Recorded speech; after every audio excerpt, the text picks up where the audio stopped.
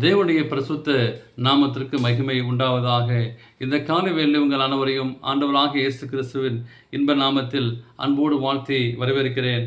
லூக்கா 11ஆம் அதிகாரம் 13ஆம் வாக்கியம் சொல்கிறது, பிரலாலாகிய நீங்கள் உங்கள் பிள்ளைகளுக்கு நல்ல ஈவுகளை கொடுக்க அறிந்திருக்கும் போது பரமபிதானவர் நம்மிடத்தில் வேண்டுகொள்வதற்கு பரிசுத்த ஆவியை கொடுப்பது அதிக நிச்சயம் அல்லவா? இந்த நாளின் செய்தியாக உணர்த்துகிற தேவன் ஆண்டவர் நம்மளோடு பேசிக் கொண்டிருக்கிறார். தேவதூதர்கள் நமக்கு உந்துதல் அளிக்கிறார்கள். எனவே நீங்கள் நானும் மறந்து போகிறோம். பரலோகம் தருகிற ஈவுகளே மிகவும் மிகச்சிறந்தது என்னவென்று பார்க்கும்போது ஆவியானவர். அந்த ஆவியானவர் உள்ளத்திலே பேசுகிறார். பாவத்தை கொடுத்தோம், நீதியை கொடுத்தோம் நமக்கு உணர்த்துகிறார். அவர் யோசித்து நம்மை வழி நடத்துகிறார். அங்கே கீழ்ப்படுதலின் பாடங்களை கற்றுக் கொடுக்கிறார். தேவன் விரும்புகிற வாழ்க்கை எப்படி, இந்த உலகத்திலேயே வாழ்க்கை எப்படி எப்படி இருக்க வேண்டும் என்பதை நமக்கு ஆவியானவர் கற்றுத்தருகிறார். அதை புரிந்து கொள்ள செய்கிறார். கிறிஸ்துவின் வளர்ச்சி ஒரு பூர்ணமான வளர்ச்சியாக இருக்க வேண்டும். எபேசியர் 4ஆம் அதிகாரம் 13 வாசிக்கிறோம், நம்மில் கிரியை செய்து நம்மை தேவனுடைய பிள்ளையாக்கி நித்திய ஜீவனை நமக்கு தருவதும் அவரே. ரோமர் 8ஆம் அதிகாரம் 10-14 நாம் வாசிக்கும் போது அங்கே ஆவியானவர் தேவன் நமக்கு தருகிறார்.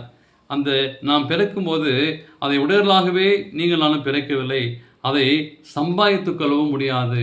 எனவே தேவனுக்கு பிரியமான பிள்ளைகளே, கேட்கிற எவனும் ஆவியானவரை தருவேன் என்று சொல்லி இயேசு கிறிஸ்து சொல்லியிருந்தாலும் அந்த ஈவை நீங்கள் நானும் பெற்றுக்கொள்வதற்கு சில நிபந்தனைகளை ஆண்டவர் தருகிறார். எனவே என்ன நிபந்தனை என்று சொல்லி நான் பார்க்கும்போது உண்மையாகவே மனம் திரும்பி அவரை வெளிப்படுத்துவதற்கு ஆவியானவர் அங்கே கொடுக்கப்படுகிறார்.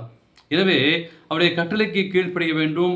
ஆவியானவர் நம்மில் கிரியை செய்யும் பொழுது அவர் நம்மில் வாழ்வில் தேவ குணத்தை நீங்கள் நானும் பெற்றுக்கொள்ள வேண்டும். அவர்களுக்குள் இருக்கிற அந்த தீமையை தேவன் எப்படி பார்க்கிறார் என்பதை விளங்காமல் நாம் ஒன்று செய்ய முடியாது.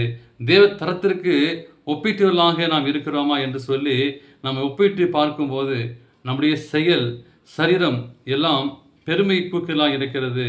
எனவே நம்மில் தீமையும் நன்மையும் கலந்திருப்பதாக யாக்கோபு 3:9-10 சொல்கிறது.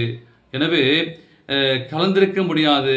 ஆகவே அவரை போல இருப்போம், தூய்மையானவர்களை தீட்டுகளாக இருக்க செய்வோம். யோவான் 3:4 பரிசுத்த ஆவியானவர் உங்களை வழிநடத்தும்படி நீங்கள் கேட்டுக்கொள்ள என்று சொல்லி இது வார்த்தையிலே வாசிக்கிறோம். ஆண்டவர் உங்களை என்னையும் உயர்த்தக்கூடிய தேவனாக இருக்கிறார்.